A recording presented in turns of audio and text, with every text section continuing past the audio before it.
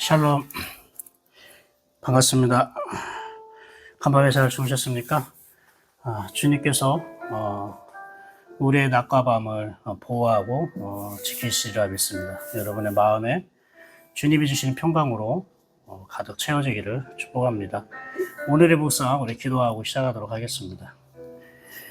감사합니다. 하나님, 오늘 저희들에게 하나님의 말씀을 가까이 할 수 있는 기회를 주셔서 감사합니다.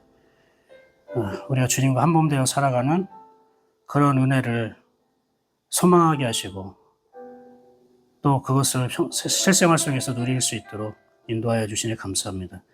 오늘도 주님의 말씀에 귀 기울이게 하여 주시고 주님의 말씀으로 힘을 얻고 소망을 얻게 하여 없소서. 부정적인 생각과 마음이 아니라 주님이 주시는 기대감으로 주님이 행하실 것을 바라보는 소망과 기대감을 갖는 시간 되게 없어서 예수님의 이름으로 축복하고 기도합니다. 아멘. 예, 여러분 오늘 욥기 23장이잖아요. 제가 22장으로 올렸나요?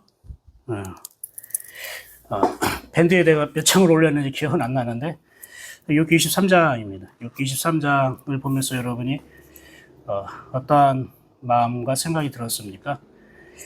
욥기 23장 보니까 욥이 이제 대만 사람 엘리바스가 한 말에 대해서 다시 반응을 합니다. 대답을 합니다.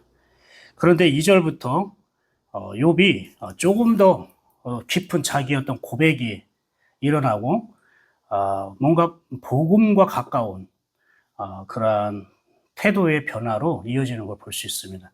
저와 여러분에게 바로 이런 일들이 일어납니다. 욥이 지금 23장을 통해서 고백하는 일들이 모든 사람들에게, 목회자뿐만 아니라 모든 사람에게도 이런 현상들이 일어납니다. 그 분량과 크고 작은 정도의 차이는 있지만 이러한 영적인 현상들과 변화들이 일어나는데 여러분 이런 걸 가지면서 나 자신과 주변 사람들을 잘 살펴보면 그렇게 크게 걱정하고 염려할 일도 아니라는 것, 그렇게 우리가 생각하는 만큼 그렇게 심각한 일이 아니라는 것을 알게 될 것입니다. 한번 2절 한번 읽어볼까요? 오늘 여러분이 성경을 구절을 볼 수 있으면 함께 볼 수 있으면 좋겠는데 아니라면 그냥 저의 목소리를 잘 들어주십시오. 욥이 얘기합니다.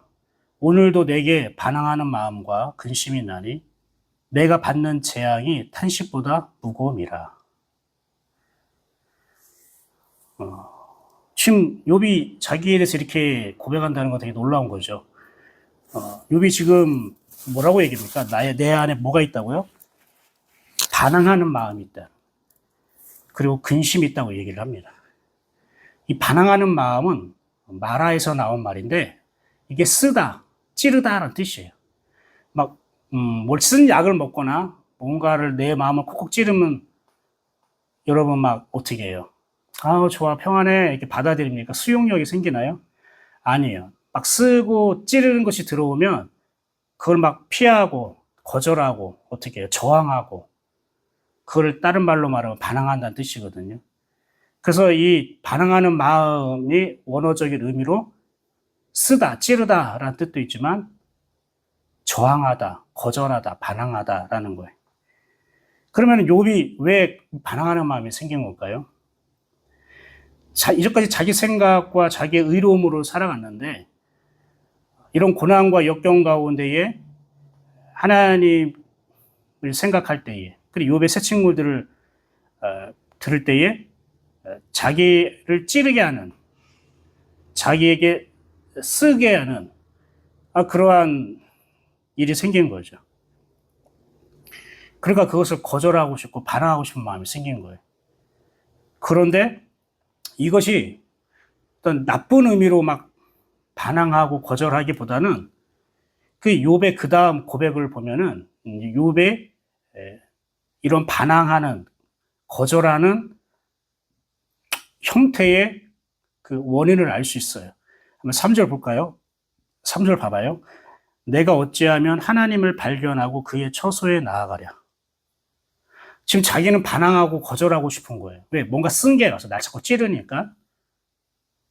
그런데 그래서 뭐 하나님을 피하고 저주하고 원망하는 게 아니라 뭐라고 고백하냐면 내가 어찌하면 하나님을 발견하고 하나님을 어떻게 하면 내가 만날 수 있을까요? 찾을 수 있고 그의 처소에 나아가랴. 그분의 계신 집에 내가 들어갈 수 있을까? 뭔가 언밸런스 하잖아요. 이 절은 내 안에 반항하는 마음과 근심이 있어. 그리고 내가 받는 재앙이 내가 숨 쉬는 것보다, 내가 한숨 짓는 것보다 너무나 무거워. 억누르고 있어. 어떻게 보면 되게 부정적이고 되게 어려움을 표현하고 있는 것 같은데, 겉으로 보면은 뭔가 하나님께 도망가고, 하나님이 아닌 다른 곳으로 도망가고 싶고, 모든 걸 다 포기하고, 그렇게 살고 싶어 할 텐데, 오히려 3절에, 표준 3번 이렇게, 그분이 계신 곳을 알 수만 있다면, 그분의 보좌에 내가 들어갈 수 있다면, 이거는 진짜 너무나 아름다운 고백이지 않습니까? 이게 무슨 말이냐. 반항하는 마음에 대해서 설명했는데, 근심이라는 말은 뭐냐면, 내가 이해하게 하고 대화하는 건데, 그게 무슨 소리냐면, 불평하는 거야, 불평하는. 불평하면서 이야기하고 대화하는 거예요. 그러니까 욥의 마음은 지금 뭔가 자기를 막 찌르고 아프게 하는 게 있으니까, 쓰게 하는 게 있으니까, 근데 약이 쓸수록 약이 달달하고 했나요? 아무튼 약이 쓸수록 효과가 있다고 하나요? 그런 말이 있는 것처럼 그게 자기를 치유하고 회복하는 건데 우리는 어린아이들 쓴 약을 좀 어떻게 울고 막 내뱉고 막 그러잖아요. 그러니까 요즘에는 뭐 비타민이나 딸기맛, 바나나맛 있는 뭐 약도 나오고 그러는데 쓴 약이 몸에 좋다, 보약이다, 달달한 말 이런 것처럼 욥의 마음에 지금 반항하고 거절하는 마음이 있고 또 한편으로는 계속 자기가 막 얘기하는 거예요. 자기가 거절하고 반항하는 그런 하나님에 대한 불평, 원망하는 거를 투덜투덜대고 이야기하는. 근데 여러분이 근심하다는 말이 시편 119편에는 뭐라고 되냐면 여호와를 묵상한다. 여호와를 깊이 생각한다라는 말로 또 표현되고 있어요. 무엇일까요? 네가 불평의 말과 너가 부정적인 생각이 들어올 때 너는 하나님을 묵상해야 된다. 이런 거야. 너 자신을 묵상하지 말고 하나님을 묵상해야 된다. 이런 의미가 있어요. 근데 우리는 어때요? 원망하고 불평하고 막 이런 대화를 할 때 그게 다 뭐예요? 자기 중심이잖아요. 자기 환경, 자기 조건으로. 하나님을 생각하고 하나님을 묵상하면은 어떻게 될까요? 그 불평과 원망이 그치게 되는 거예요. 그러니까 욥은 지금 자기의 이제 상태를 인정하고 잘 아는 거예요. 반항하는 게 있는 거예요. 말씀에 대해서, 친구들의 이야기에 대해서, 또 하나님이 이렇게 하시는 거에 대해서, 자기를 아프고 찌르게 하는 거에 대해서 거절하고 싶고, 내가 저항하고 싶고, 반항하고 싶은 거예요. 그리고 계속 불평하고 불만하고. 그런데 그걸로 끝나지 않고, 욥이 그래도 기도하고 선택했던 건 뭐냐면 3절이에요. 내가 어찌하면 하나님을 발견하고 그의 처소에 나아가래요. 마음의 반항심과 거절과 불평과 원망이 있는데 욥은 하나님을 찾으려고 했어요. 어디 가면 하나님을 찾을 수 있을까? 하나님이 거하는 집에 나도 들어가고 싶다. 여러분 만일 이렇게 한번 생각해 봅시다. 욥이 쓴 마음, 어떤 반항심, 불평이 없이 평탄하고 그냥 지낼만 하다고 하면 하나님이 어디 계신지 찾고자 하거나 내가 하나님의 집에 들어가고자 하는 그런 갈급한 마음을 가질 수 있었을까요? 대부분 그렇지 않다는 거죠. 여러분 이것은 우리의 굉장히 중요한 영적인 가르침, 교훈이 되는 거예요. 모든 사람에게는 하나님을 향해서요,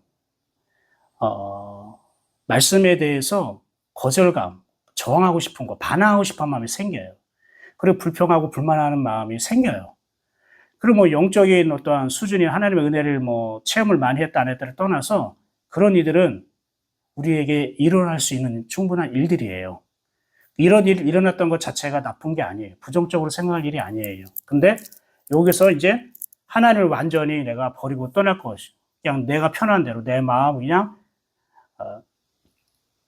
그냥 내 마음 그냥 좋은 대로 할 것인지, 아니면 그럼에도 불구하고 하나님 앞에서 해결 받으려고 하는 거. 하나님이 어디 있을까? 내가 하나님 집에 들어가고 싶다. 우리가 이 부분을 적용할 때 주님이 주신 말씀대로 적용해요. 내 감정이나 내 기분으로 적용하지 말고 오늘 말씀처럼 욥기 23장 2절 3절 말씀처럼 말씀을 가지고 적용해야 되는 거예요. 대부분 어떻게 해요? 마음이 쓰거나 아니면 어떤 거절하고 싶은 마음과 반항심이 있고 막 불평하고 원망할 때에 보통 내 기분과 내 감정으로 우리가 이걸 적용하려고 하잖아요. 근데 오늘 욥처럼 주님이 주신 말씀대로 그러면은 분명히 빛을 만나게 되고 회복과 치유의 은혜가 일어나는 거예요. 그러면서 욥이 계속 얘기합니다. 어찌하면 그 앞에서 내가 호소하면 별로한 말을 내 입에 채우고 내게 대답하시는 말씀을 내가 알며 내게 이르시는 것을 내가 깨달으랴. 봐요. 그분은 내게 무슨 말로 대답하실까? 하나님 나에게 어떤 말로 대답하실까? 하나님께 묻고 하나님이 나에게 하시는 말씀을 듣고자 한다는 거예요. 그리고 내가 어떻게 하나님께 대답할까? 와, 옛날에 이런 고민을 안 했어요. 그냥 내 일생생활 속에서 필요한 내 소원, 내 뜻, 이거 이루어주세요, 잘해주세요, 내 자녀 잘 지켜주세요, 내 사업 잘 되게 해주세요. 이랬는데 내가 하나님께 물으면 그분이 뭐라고 대답할까? 그리고 나는 어떻게 대답할까? 이거에 대해서 지금 이제 마음이 열리기 시작한 거예요. 그러면서 하나님에 대해서 자기가 그래도 소망하는 게 있어요. 6절 볼까요? 그가 큰 권능을 가지시고 나와 더불어 다투시겠느냐. 그 뭐냐면 하나님이 힘으로 나를 억누르겠느냐. 그렇지 않을 것이다. 오히려 내 말을 들으시라. 귀를 기울여서 내 말을 들어주실 것이다. 그 7절 볼까요? 그 7절에는 약간 욥이 이제는 정확하게 온전한 상태가 아니라고 했잖아요. 자기 자신을 변론하는 마음이 나와요. 거기서는 정직한 자가 그와 변론할 수 있은즉 내가 심판자에게 영원히 벗어나리라. 이 정직한 자가 신앙생활 잘하는 하나님 보시기에 정직한 자라고 일반적으로 얘기하는 게 아니라 욥 자기 자신을 얘기하는 거예요. 나는 아무런 잘못이 없다는 뜻이죠. 나는 아무런 잘못이 없으니 내가 하나님께 떳떳하게 말씀드릴 수 있어. 그래서 그분은 내 말을 다 들으시고 나에게 너는 죄가 없어 라고 그분은 선언하실 거야. 지금 이러한 기대감을 갖는 거예요. 물론 이 말은 다 맞지는 않지만 그래도 욥은 자기의 어떤 정직함, 온전함이 있다고 생각하고 그것을 하나님께 말씀드리고 싶다는 거잖아요. 물론 자기 자신에 대해서 잘 알지 못한다 하더라도 비록 자기가 착각 속에 있더라도 내 사정을 하나님께 얘기하고 싶다는 거예요. 주님 저 정직한 자잖아요. 주님 제가 잘하고 있잖아요. 주님 제가 되게 다른 사람보다 다 열심히 있고 관심이 있고 제가 지금 노력하고 있잖아요. 이렇게 하나님께 얘기한다는 거죠. 이게 사실이든 아니든 중요한 거는 그가 하나님께 자기의 사정을 얘기한다는 것이고 그래서 하나님이 나에게 날 들어주시고 나는 그래 넌 죄가 없어 넌 잘하고 있어라는 그런 인정, 그런 칭찬을 받고 싶어하는 마음이 있더라는 거예요. 물론 이거는 이제 욥이 자기의 신앙에 대해서 영혼에 대해서 잘 분별하지 못하는 어쩌면은 내가 지금 하나님께 위로받고 하나님께 인정받고 하나님께 사랑받고 싶어하는 그러한 마음의 표현일 수 있을 거예요. 그러니까 하나님도 여기에 대해서 뭐라고 하지 않아요. 나중에 욥이 하나님을 진정으로 만났을 때에 자기가 하나님께 정직한 자다, 의로운 자다라고 했던 것들이 그냥 부끄러워질 뿐이죠. 더 큰 은혜의 빛을 만나면요, 내가 어리석게 분별하지 못하고 내 고집과 아집으로 내가 주장했던 것들이 부끄러워지기 시작해요. 다른 사람이 그걸 지적하고 그걸 가르치지 않아도 된다는 거죠. 그런데 8절 9절 보세요. 8절 9절에 욥이 이렇게 나아갑니다. 그런데 내가 앞으로 가도 그가 아니 계시고 뒤로 가도 보이지 아니하며 그가 왼쪽에서 일하시나 내가 만날 수 없고 그가 오른쪽으로 돌이키시나 배울 수 없구나. 그러니까 욥은 하나님을 찾으려고 노력했던 거예요. 앞으로 가도 없고 뒤로 가도 없고. 하나님 왼쪽에서 일하시는데 그 일하시는 하나님을 못 만나고 오른쪽으로 하나님께서 가시는데 내가 그분을 만날 수 없구나. 지금 현재 욥의 실질적인 영적인 상태, 믿음의 상태예요.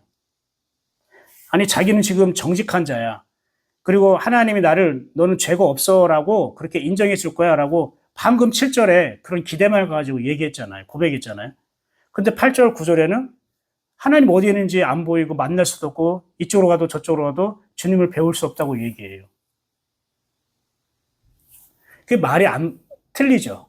지금 자기는 하나님을 만나지 못하고 그분을 찾지 못하고 그분의 말씀을 듣지 못하는데 자기는 지금 정직한 자야. 나는 죄가 없어라고 주장하는 게 이게 이치에 맞지 않죠. 이게 우리가 다 있는 거예요. 우리가 신앙의 착각이라고 하는 거죠. 내 신앙에 대해서 내가 온전하게 보지 못한 것에 이런 게 있을 수 있어요. 그럴 수 있어요. 근데 이게 솔직히 지금 현재 우리의 많은 성도들의 또 마음이지 않습니까? 그렇게 하나님을 내가 찾고 만나고 싶고 내 사정을 말씀드리고 싶은데 그 하나님 어디에 계신지 알 수 없다는 거예요. 어떻게 해야 만날 수 있는지 모르겠다는 거예요. 이게 실제 체감되는 거고 이게 현실적인 내 상태예요. 여러분 그런 사람들도 있고 저도 그런 과정을 겪었어요. 근데 보세요.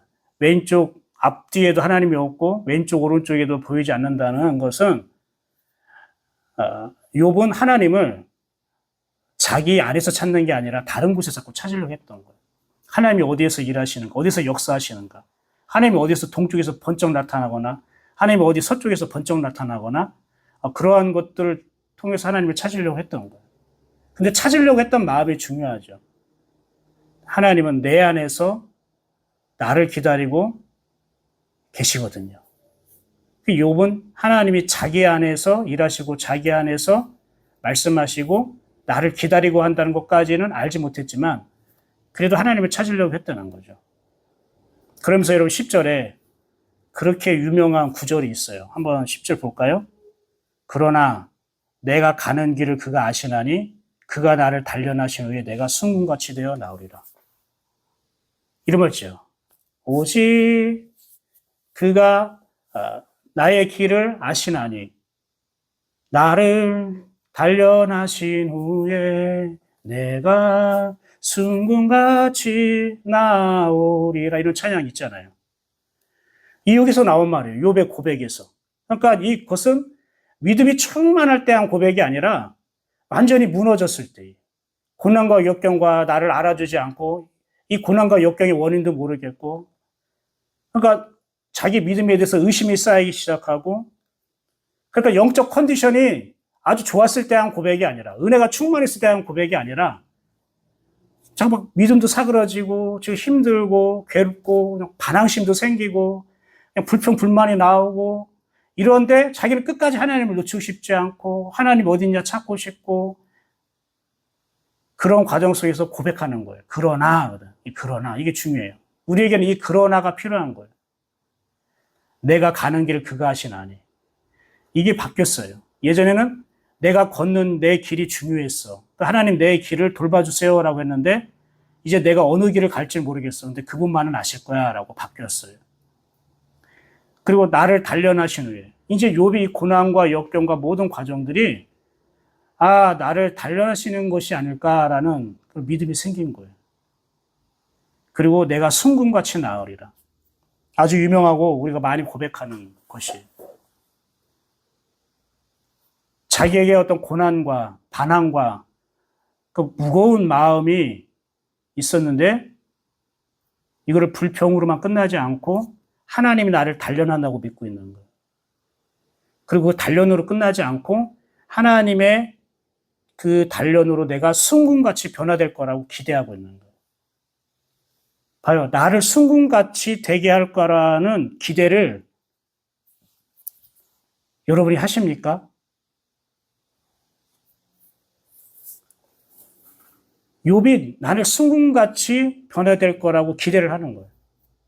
그러니까 욥은 자기의 고난, 고통을 통해서 순금이 될 거라는 것을 바라봤어요. 맞아요. 우리의 고난의 상황, 고난의 아픔, 힘듦을 바라볼 때 그때 우리가 변화되는 게 아니라 순금이 될 것이라는 믿음으로 바라볼 필요가 있어요. 그러면 순금같이 된다는 게 뭘까요? 순금이 보세요. 되어야 한다가 아니에요. 우리는 너는 순금이 되어야 돼. 너 순금이 되라. 이렇게 말씀한 게 아니라 순금같이 되게 해서 그렇게 살도록 할 거야 라고 약속하신 거예요. 하나님이 약속하신 거라고요. 순금같이 되게 하겠다. 순금이란 말은 원어로 자하부인데 반짝반짝 빛나다는 뜻이에요. 근데 이 자하부가요. 자하와 부라는 두 단어의 합성어예요. 자하는 무슨 뜻이냐면 어린 양이란 뜻이에요. 어린 양은 뭐죠? 예수 그리스도. 부는 뭘까요? 내 안에 있다, 집이다 이런 뜻이에요. 뭐냐면 어린 양의 집 또는 어린 양이 내 안에 계시다라는 것이 순금이에요. 되게 놀라운 말 아니에요?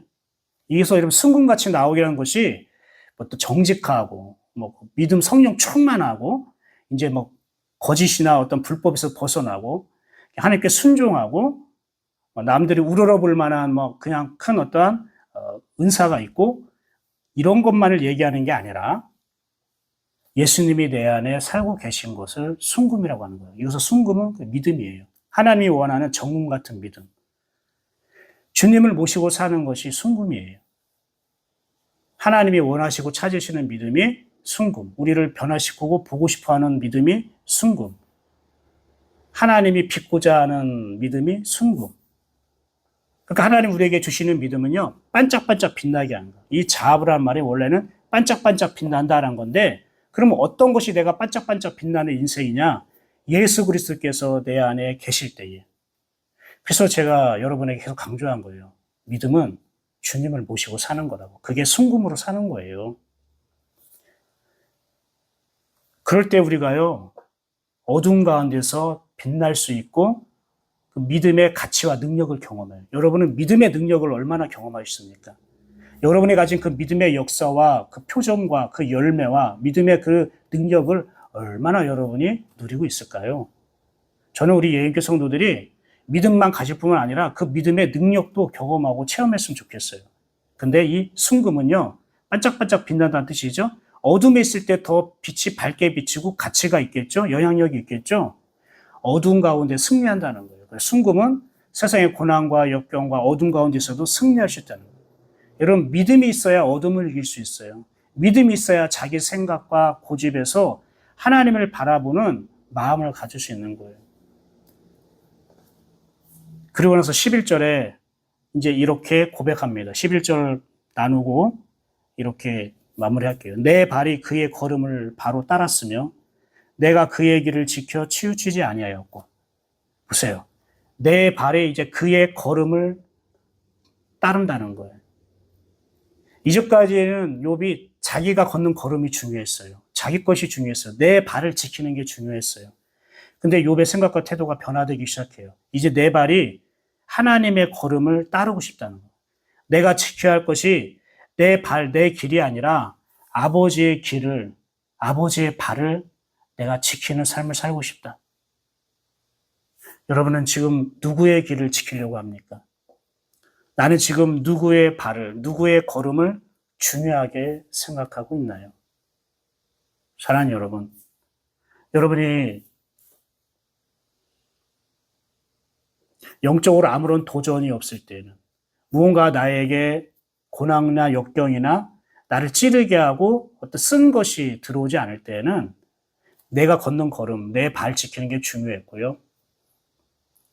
하나님이 어디에 있는가 찾지도 않고 그분이 내가 집으로 들어갔으면 좋겠다는 사모함도 없고, 내가 주님께 물어보면 그분이 대답할 텐데 그분이 말씀하실 때는 또 뭐라고 대답할까?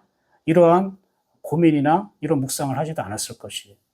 근데 욥은 분명히 쓰디쓴 어떠한 아픔이 자기를 찌르게 하는 게 들어왔을 때 이게 거절하고 싶고 피하고 싶고 반항심이 일어났어요. 그리고 말할 때마다 불평하고 불만을 토로했어요. 그런데 하나님을 두려워할 줄 아는 거예요. 그래도 율법으로 살았어도 하나님을 사랑하고 하나님을 두려워하는 마음이 없는 건 아니잖아요. 그 태도와 목적과 방향이 잘못될 뿐이지 그 안에는 하나님을 향한 마음이 없는 건 아니잖아요. 그래서 마지막으로 욥은 하나님에 대해서 묻는 거예요. 2절처럼 어찌하면 내가 하나님을 발견하고 그의 처소에 나아가랴. 왜요? 그럼 내가 이런 단련을 통해서 순금같이 나올 수 있으니까. 사랑하는 여러분, 우리 예인교회도 순금같이 나아오는 그런 하나님의 역사를 하나님 우리 예인교회를 통해 주실 거라 믿습니다. 그게 저에게 주신 비전이었고 소망이었고 기대였습니다. 근데 이 순금같이 나올 때는 평탄하고 그리고 자기 멋대로 그냥 자기 마음대로 신앙생활할 때는 순금같이 되어지는. 왜요? 순금같이 되려면 단련의 과정이 있고 단련의 과정에는 내 안에 말씀으로 인한 하나님의 어떠한 부추김으로 인한 그런 상한 것, 쓴 것, 그거에 대해서 저항심과 반항심이 막 발동될 수 있거든요. 이것이 통해 여러분의 영적 분별력을 여러분이 얻기를 바랍니다. 혹시 여러분 마음에 반항하는 마음, 거절하고 싶은 마음, 그래서 매사에 불평하고 불만하는 입술을 달고 있지는 않습니까? 여러분, 이것이 하나님의 단련의 시작이라는 거, 과정이라는 걸 여러분이 깨달으시면서요. 어찌하면 내가 하나님을 발견하고 그의 처소에 나아가랴.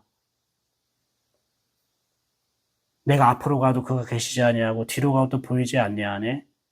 왼쪽에서 하나님 일하시는데 볼 수 없고 오른쪽으로 돌이켜도 그분을 만날 수 없구나 하면서 그러나 내가 가는 길을 그가 아시나니 그가 나를 단련은 하신 후에 내가 순금같이 되어 나아오리라.